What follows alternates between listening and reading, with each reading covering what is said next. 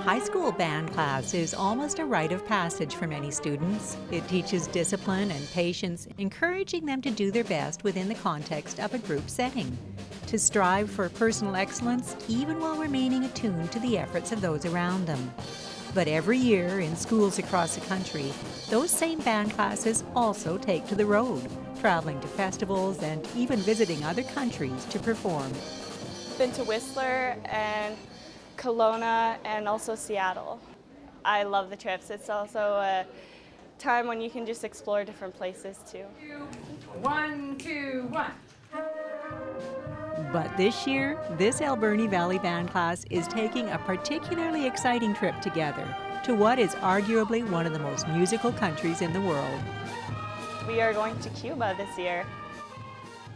We're going to see another culture. They're going to meet kids of their own age. We're exchanging with musical high schools that run, very, very strong music programs. But these kids' lives outside of school are very, very different than the students here.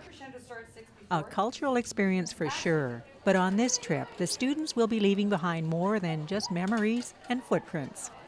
We are also taking instruments there that we are polishing up and cleaning and fixing, and we're just going to leave them there for everybody. The Cuban students, they play so well. They are so musical. The culture is so important. Music is such an important part of the culture, but they really have so very, very little. And they can't get instruments. They can't just go to the music store, even if there were music stores, to pick up an instrument. Oh, their string breaks on their bass, or their clarinet reed breaks. They don't have those things. And so what we want to do is take down supplies and help them out. And Margot is hoping that you'll help out by donating unused instruments. If you've got an old trumpet, sitting in your closet, maybe your son or daughter played trombone 15 years ago in the school band, and you have an instrument just sitting in the closet gathering dust, well, I will get them refurbished, I'll get them cleaned up, and we will take them to Cuba and we will give them to the students. Anybody who has any instruments that they're not using or they don't want anymore, we would love them.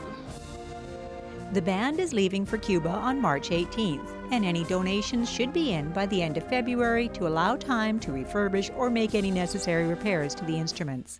Donations can be dropped off at the ADSS office or other arrangements made by contacting Mrs. McNally. For Go on Shaw TV, I'm Nancy Wilmot.